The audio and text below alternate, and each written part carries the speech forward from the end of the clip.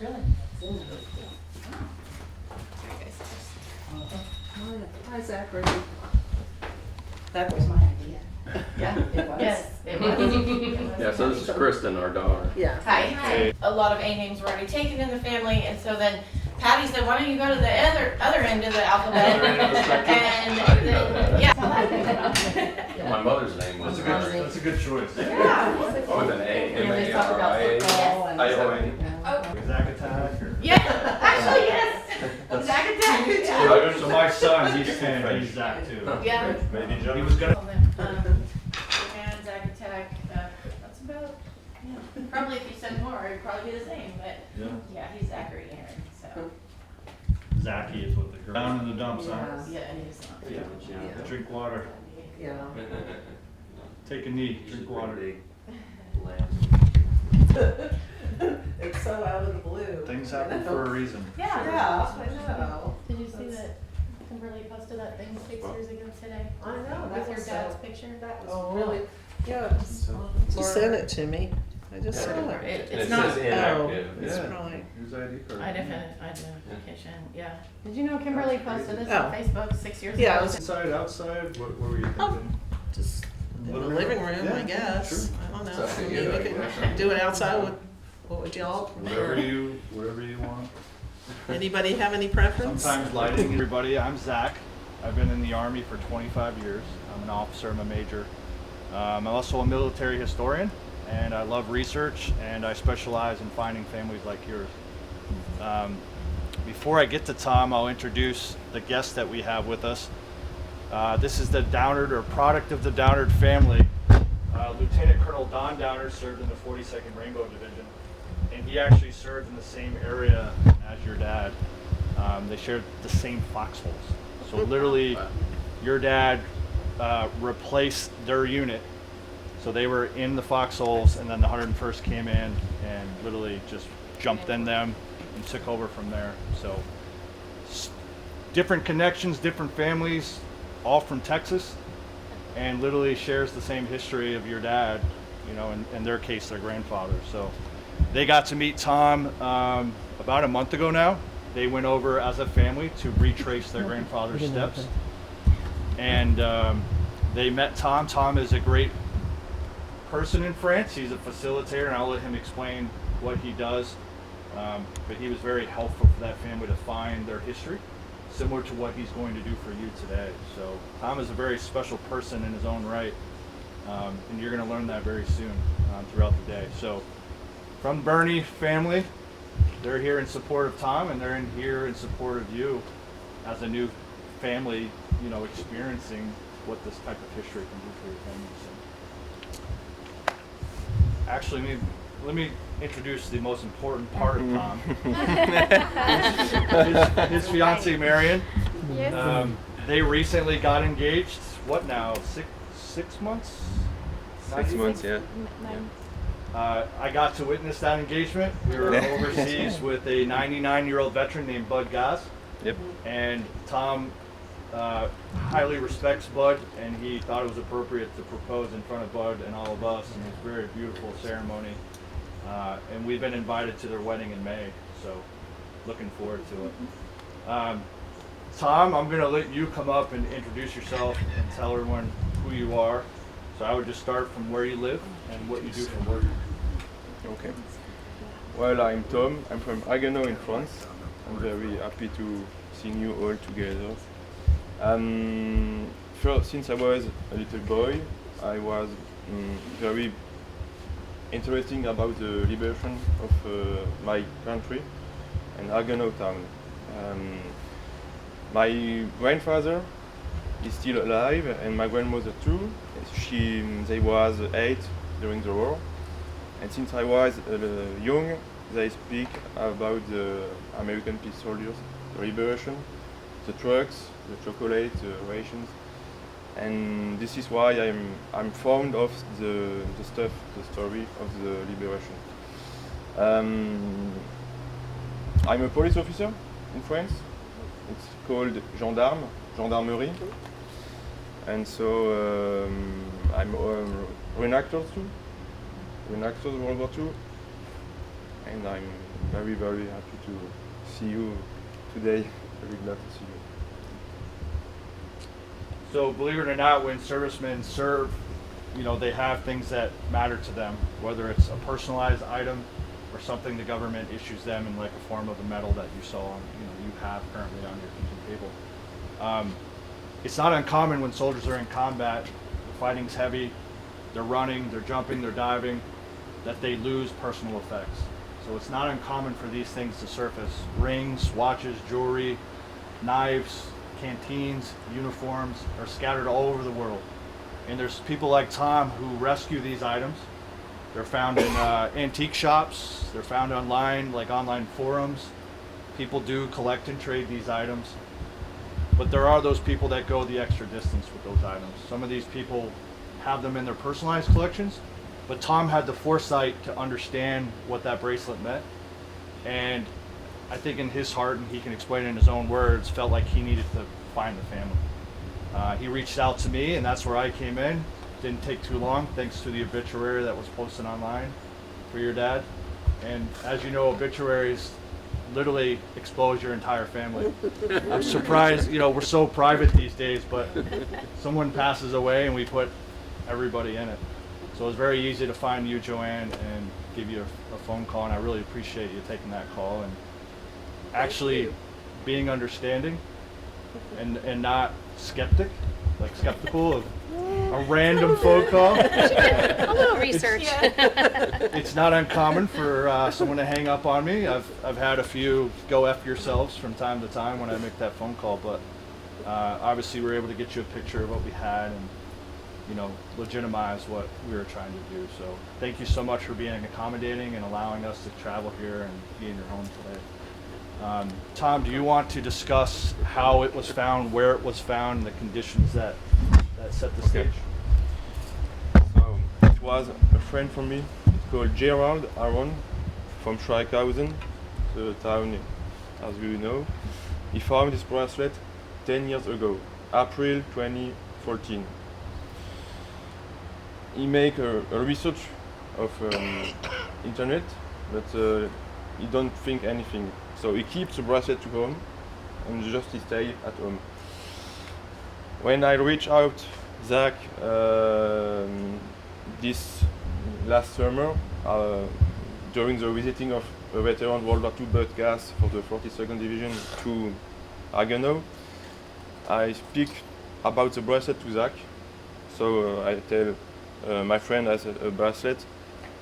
Do you think we can reach many information about the bracelet? And the next day he called me and he said, guess what?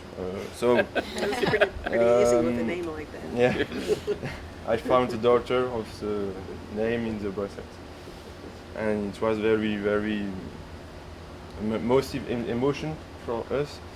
I called to Gerard, and he was available to give up to the bracelet to the family 78 years after. You have to know that French people are very thankful for the soldiers during the war, and for us it's very important to know that we are grateful and thankful about all of the stories.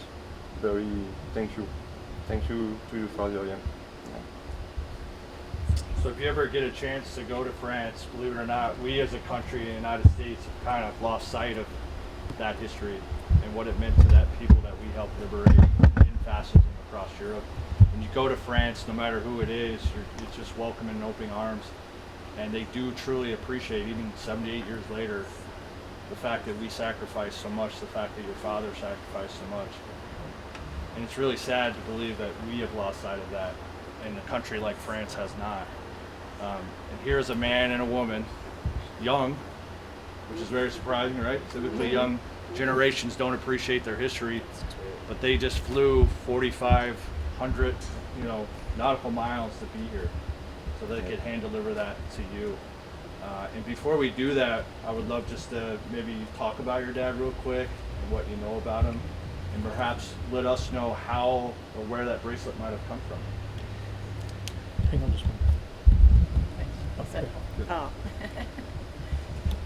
Yeah, we didn't really know anything about the bracelet. Perhaps my brother did.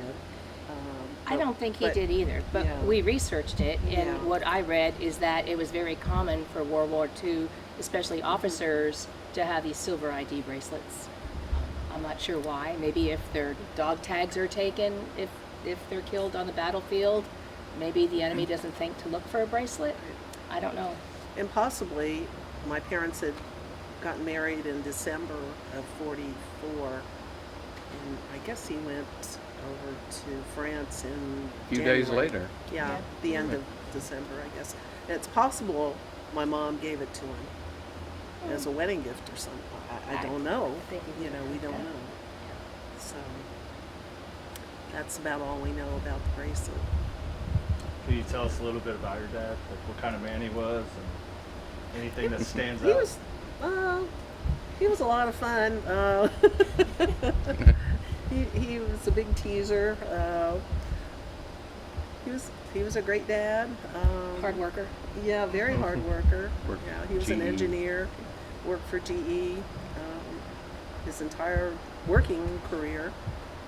And when he retired, he moved down here. Actually, they lived in Ohio, Cincinnati.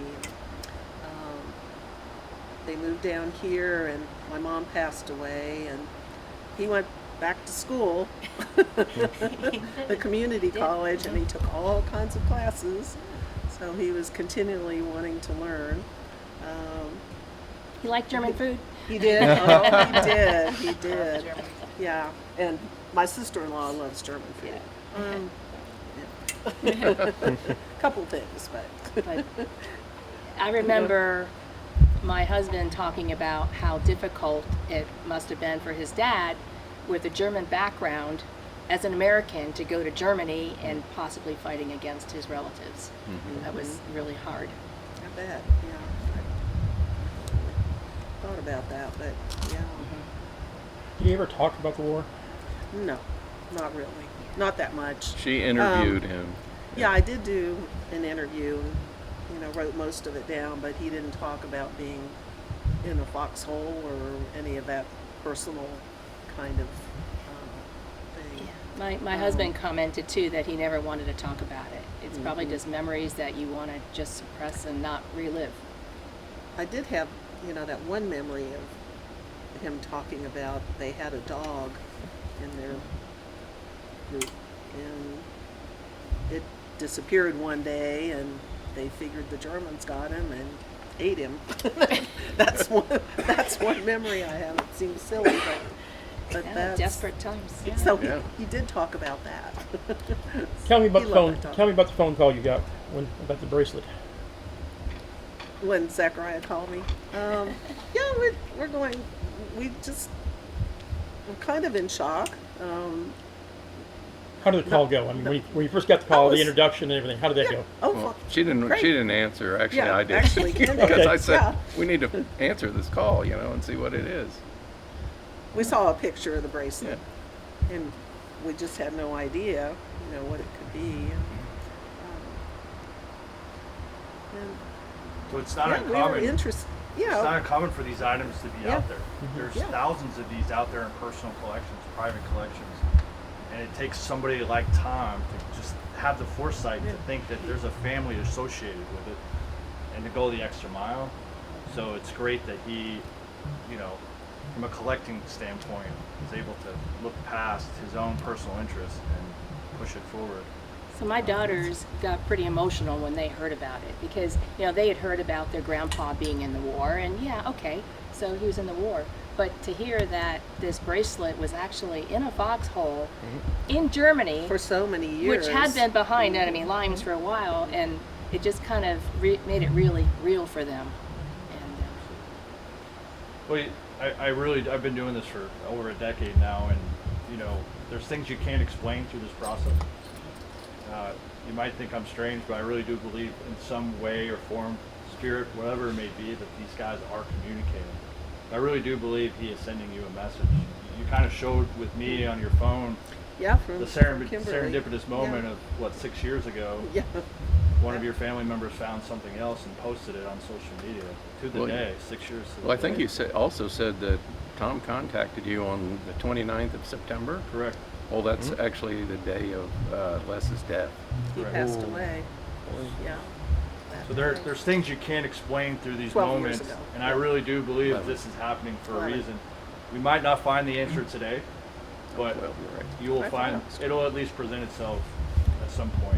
And it's really important that you have your family here to share, you know, the knowledge and the history of what your dad did. So, you know, in this case, we have daughters, we have grandchildren, and then we have great grandchildren. So wake up, Zach. But I think it's important for you guys to understand and hear what your great-grandfather did in the war. And I'm going to ask Tom to just briefly, because he is an expert when it comes to the 101st.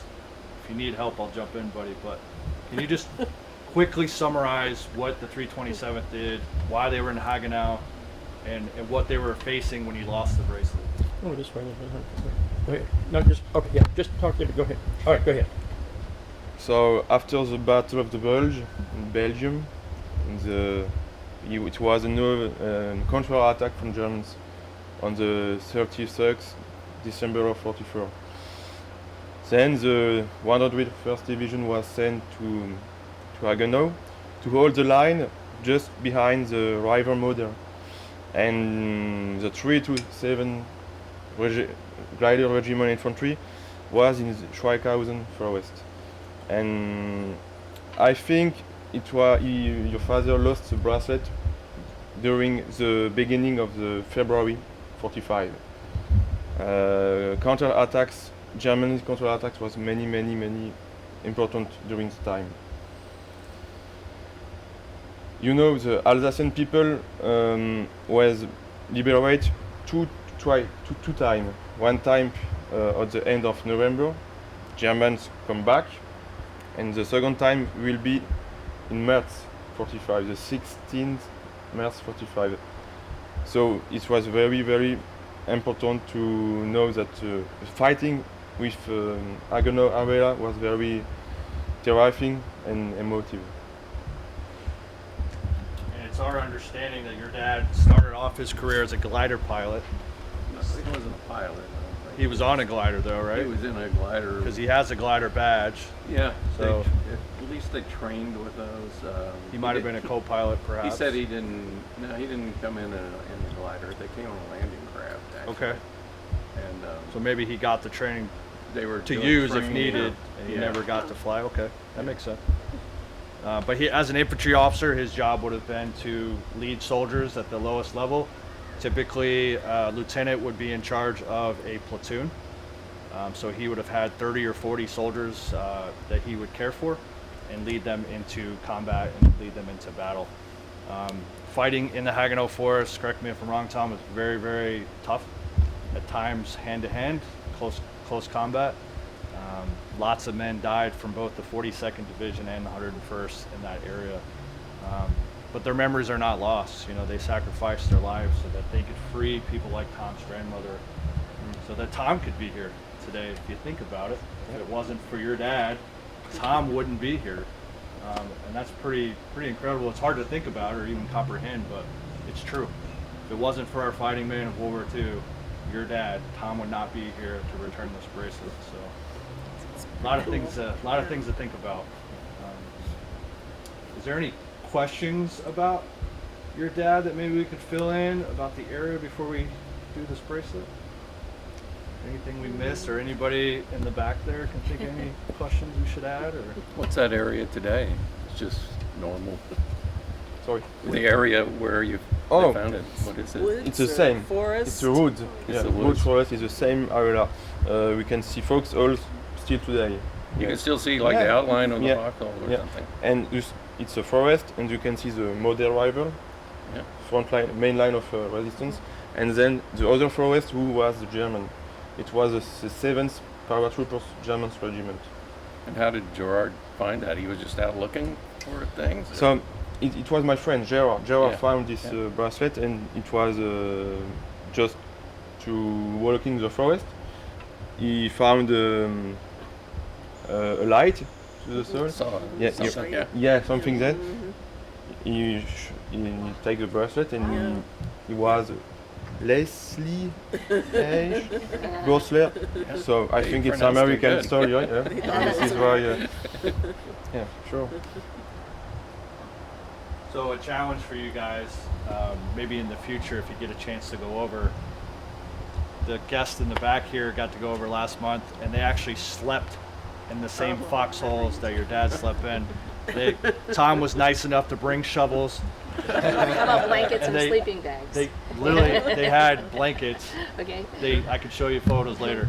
They dug their own holes, and while they were digging, Caleb found a bullet, and another. I think Josh found some commo wire, some communication wire. So definitely the exact spot they slept in. So it's pretty interesting that that family was sleeping in the foxhole areas that your dad was, and then literally, I would say almost weeks after that trip is when the bracelet came forward. So again, I think many hands are involved here, and I really do believe these guys are kind of steering us in the right directions. You just got to listen for the message, and here we are, 4,500, nautical miles later.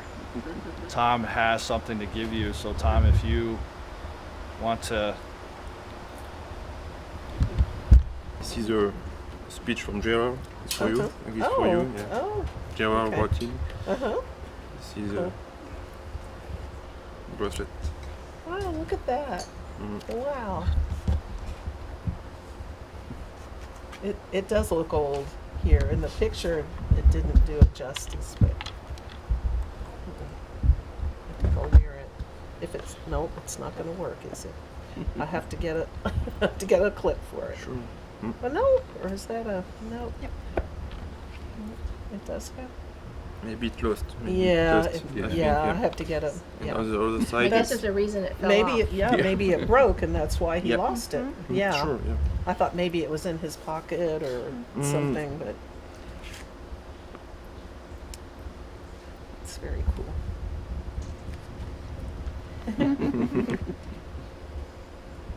How's it feel to have something for Wow. your That's dad cool. That is touching you so deep? Oh. His wrist wasn't much bigger than mine. That is really cool. Yeah. Wow. Yeah.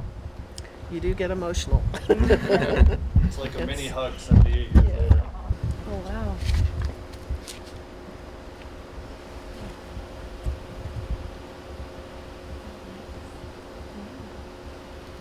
Thank you so much. Wonderful.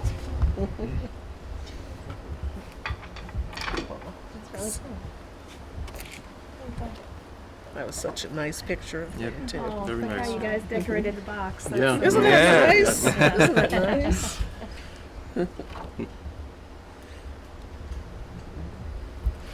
Thank you so much. That's amazing. Show. Yeah. Do you like to see it? Wonder if your dad had anything like that. I never saw anything like that. Yeah, He I didn't. know. I know. It was pretty nice. That's cool. Did you all see it?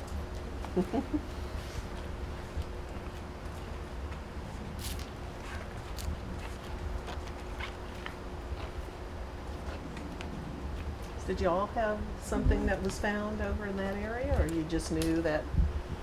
No, I don't you believe just, so. yeah. You might never find the answer of how, but Yeah. I kind of Yeah. appreciate that about every story. Mhm.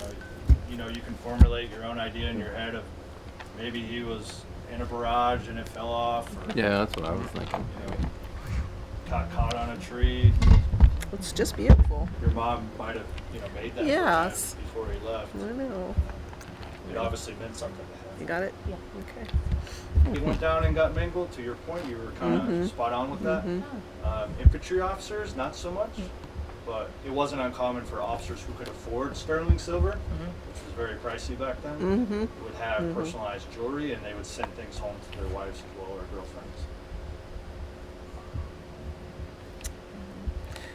And where would they get a bracelet like this? Just Local jewelers back just then, that's hand engraved, so Yeah. those people don't exist anymore today. Yeah.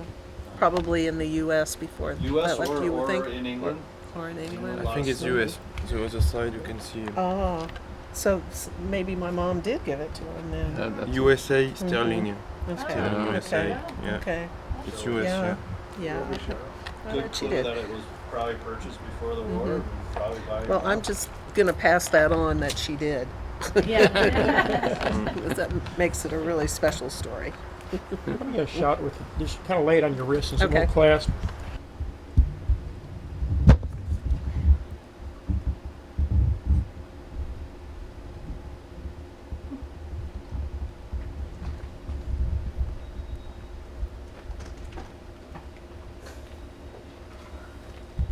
That care.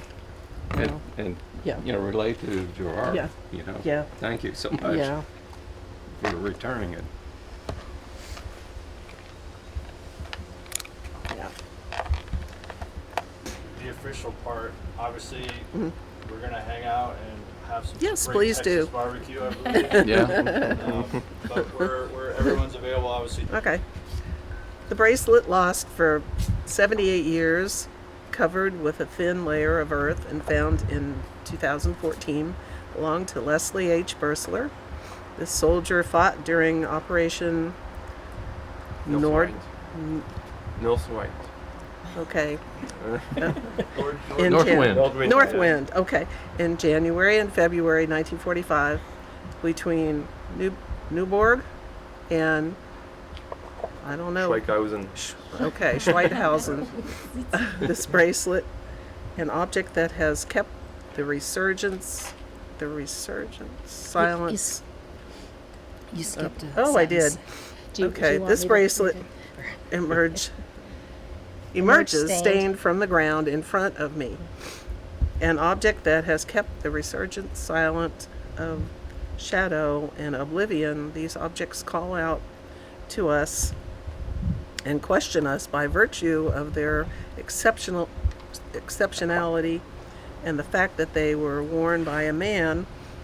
This object represents our memory, our history, a man, a name, a family, a life, a fragment of history. It is with great pleasure that I, Gerard Aron, after 9 years, 9 years. it's Nine. 9 years, is in my possession. in my possession, volunteer to present you with the bracelet that belonged to your father, a legacy, a memory that could have been lost forever. It is an honor for me to present you with your father's bracelet. Gerard Aron. Gerard Aron. Alsace. I can't pronounce that. And he signed it. He signed, yeah. And the date, 10/24/2023. That's nice. Thank you. This really helps. Yeah. Well, Name and go ahead and spell your first and last name. So I'm Thomas, Thomas, Fery, Fery. Okay. And where are you from? I come from France, in Haguenau in France, in the nearest east of USA. Tell me how you came about, what brought you to the Woodlands today? And tell me kind of the background of this. About what? What brought you here today? Oh yeah, the background. sure. So a friend of me found the bracelet in the forest in the Foxhole 9 years ago, and I know Zach is a military historian of US, and I retrieved this guy, is a friend, and I told him about the bracelet. So he gave me a call the next day, and he said, wow, I found his daughter of the soldier of the bracelet, and she's still alive. What do you think about the return of the bracelet to the USA? I said yes. I say I'm sure, yes. How did you come about the bracelet? A friend of yours found it? From my friends, yeah. How did he come about? Tell me what he was doing that he came across it. So when Zach told me about those Joane, I go to the Gerard and I think it was a very important day for him. He was available to return the bracelet. It was very important for him to keep the bracelet, but with the story, it's very different. Yes. How did Gerard find? Or tell me about Gerard. How he came across the bracelet. How he found it. How he found it? Yes. He was in the forest in April 2014 for just walking. He looked of the bottom sign very light. He take it one in his hand and he said, "Oh, what's this?" He read the bracelet. Leslie H. Boerstler. Oh, I think it's American bracelet. So he make a research of internet and he said he found nothing. This is why he keep the bracelet in his house. Now, what about the area that it was found in? Tell me about the war, the area it was found in, what part of the war, or how that affected it. Was a foxhole there? Yeah, it was a foxhole near Haguenau area. It was a very, very important of attacks in this area. Many German counter-attacks was during the battle of the January and February 45. I think the bracelet was lost maybe at the beginning of February when the counter-attacks was very important. Yeah. How's it feel to be able to deliver the bracelet here to his daughter? It's a very honor for me to give the bracelet. It's the first time for me in the USA. Since I was a little boy, I was in my heart all of the stuff of the World War II, the testimony of the veterans, and for me it's very important to give the bracelet after 78 years. He was lost during 78 and now he come back. And then how was your first visit to America? Yeah, first visit here, yeah. I was in Washington yesterday for the American Veterans Center Gala. I met 28 veterans of the gala and it was very important, a huge gala. I'm a French military and in French, the ceremony was totally differently like American ceremony. Yeah. What do you do in France now? What kind of work do you do now? So I'm like police officer. It's called in French Gendarmerie Nationale. It's like MP, but I make investigation cases, drugs, violence in my office. Yes, in the Haguenau area. And my rank is staff sergeant. All right, I'm good. Anything else? I'm good. What got you involved, or what got you to do this? Start locating veterans and finding the old military history, and what got you into the history of it, looking for history? Well, last year I carried out to the coming of the veteran, World War II veteran, to Alsace in France. He was in France in the January 45, and he come back to the France. We have a ceremony organized, which he awards the Legion of Honor. Today he's 99 years old, and this is the link between us and Zach, historian military, and the family of Boerstler. The link is very is Bud Gas for the 42nd, a huge friend of me. Yeah. Okay. Okay, sir. First of all, your name, first name, last name, spell it, and who you with? Zachariah, so Z-A-C-H-A-R-I-A-H. Last name is Fike, F-I-K-E. Currently active duty United States Army. Tell me how you got involved in all this and what you're actually doing now. For many years, I've been a military historian. I'm interested in specifically time period, World War I, World War II, and other periods of our fighting men who've, essentially fought for the country. I befriended a Frenchman named Thomas Fery, and he's a reenactor in the Haguenau, France area. And recently he reached out to me with an incredible find. Him and a friend found a bracelet and a foxhole that belonged to a veteran of World War II. And once they found it, they knew of my specialty and asked if I could help maybe locate his family, and that's why we're here today. What did it take to locate the family? Detective work. About the last decade, I've been returning lost U.S. medals to families like this. We've returned other items like a bracelet. Typically, we'll start with the soldier's name, and we'll do general genealogy detective work. We'll start off with who his grandparents were, and we'll work our way down to hopefully finding a living descendant. In this case, he was posted in a recent obituary, 2011. Unfortunately, he passed away. But that obituary offered a lot of clues of who his family was. So I was able to identify who his daughter was here in the Woodlands, Texas area, and we made the phone call, and thankfully she was receptive, and here we are returning a piece of history back to her family. Now you said you're with the Army. Is this part of the Army that you do this, or is this something? It's really it's a hobby for me. The Army obviously cares about its history. We have a long history, but for me, it means something. This bracelet specifically belonged to a soldier who fought for his country. It was probably a gift from his wife. He would have carried it every day. It would have reminded him of home.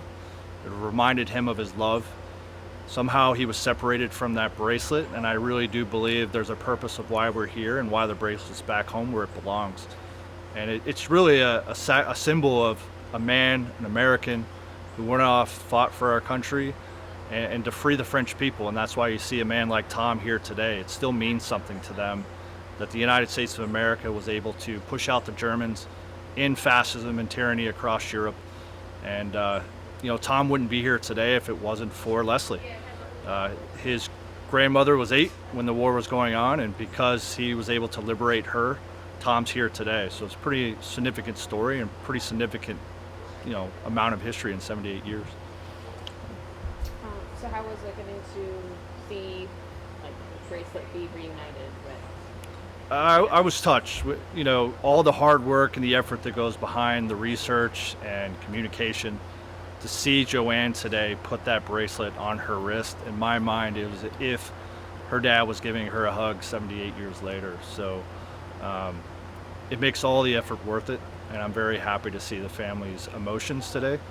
And I think it really sparks some more interest, and I think they're going to dig a little bit deeper to find out more about their father, their grandfather, and their great-grandfather today. And then what's next for you? Do you have any other... Yeah, believe it or not, we have other items like this that we're looking to return. I get phone calls quite often from people like Tom that have found jewelry and medals and uniforms, and basically anything with a name on it can be, associated with a soldier, could be returned. And there's families out there like this that would probably appreciate, as you saw today, having a piece of their father or their grandfather back home. So please reach out to us, and we'll do our best to get them home to where they belong. How does someone out there find you? They can simply Google my name, Zachariah Fike. They'll see my contact information on a website, and hit me up on Facebook, and we'll try to help you the best we can. And tell me about what website is this that you have? It's called Purple Hearts Reunited is the organization. So Purple Hearts Reunited. Is that what you started that? How long has that been going on? It's been going on for a decade. That specifically focuses on Purple Heart medals, but I've expanded personally to other items that I find interesting.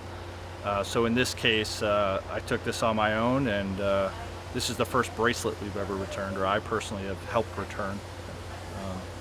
Have you ever seen a bracelet like this specifically?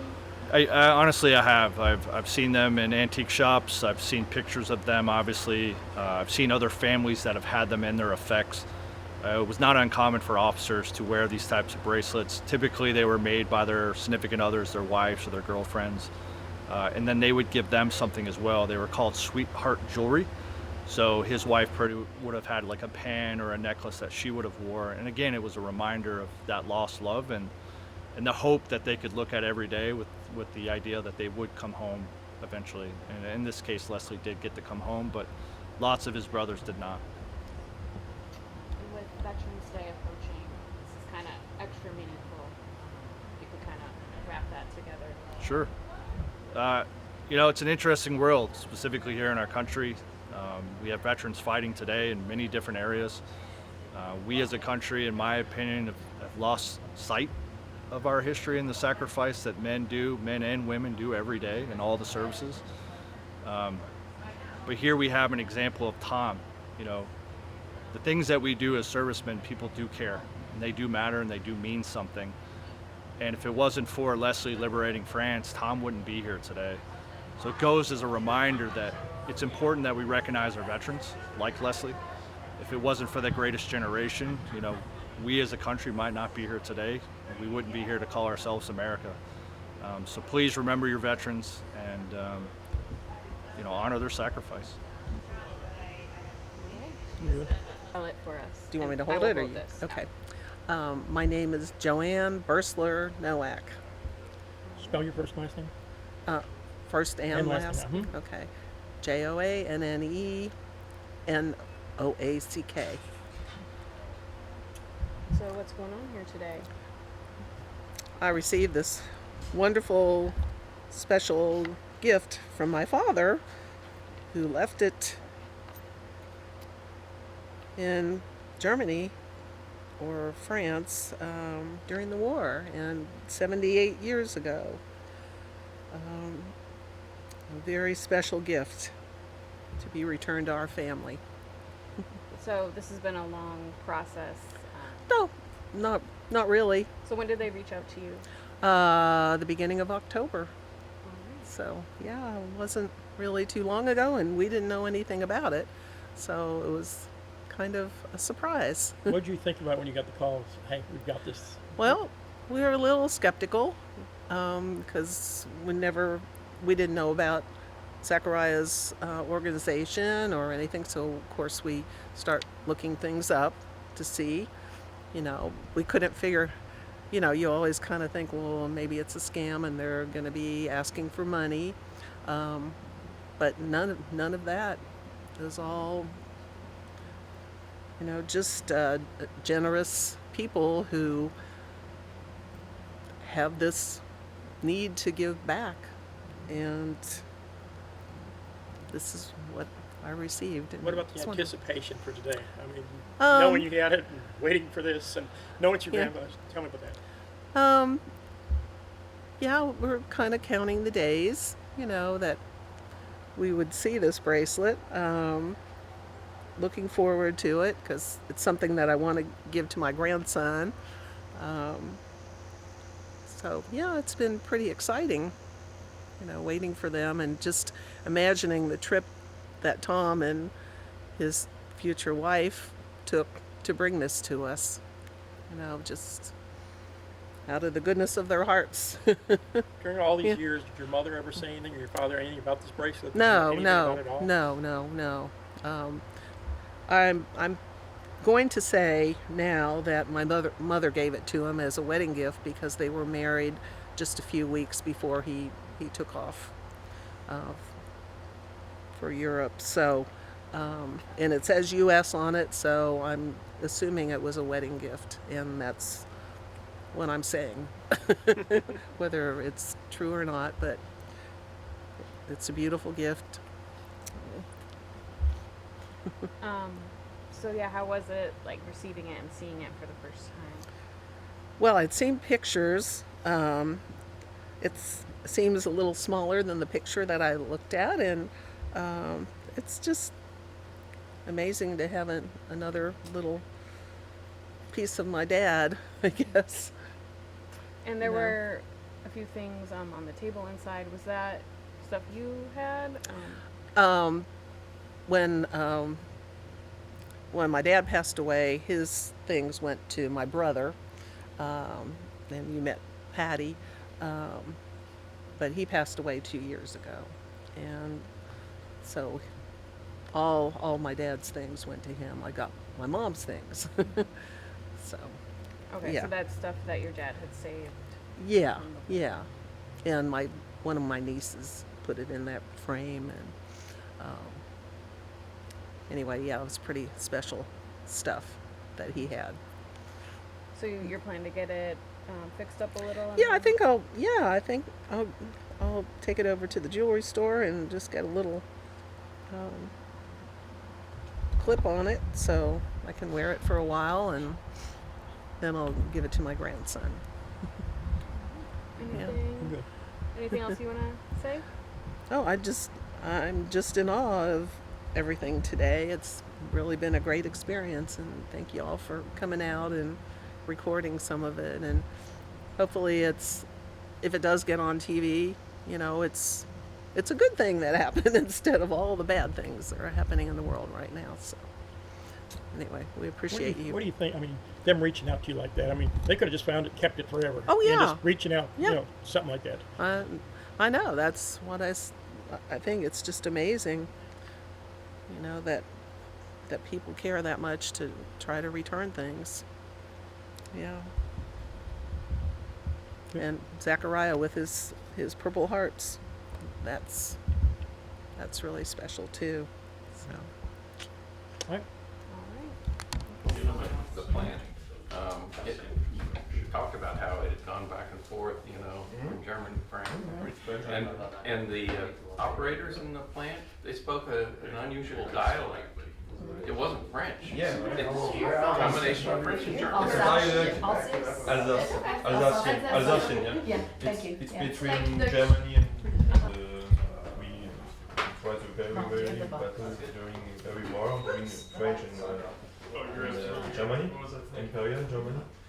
So until 1817, during the end of the World War I, we were German after French until the end of the World War II. Yes, French too. Well, make sure you get some of that Texas food. And Marianne, thank you so much for sharing. Thank you for being so generous. And it's something, it's Texas. We have these wildflowers called bluebonnets. Okay. They're beautiful. They're blue. Or we can get a picture of them for you. I didn't even know you were doing that. Well, I waited for you to come in. You want to put it on? Oh, yes. Okay.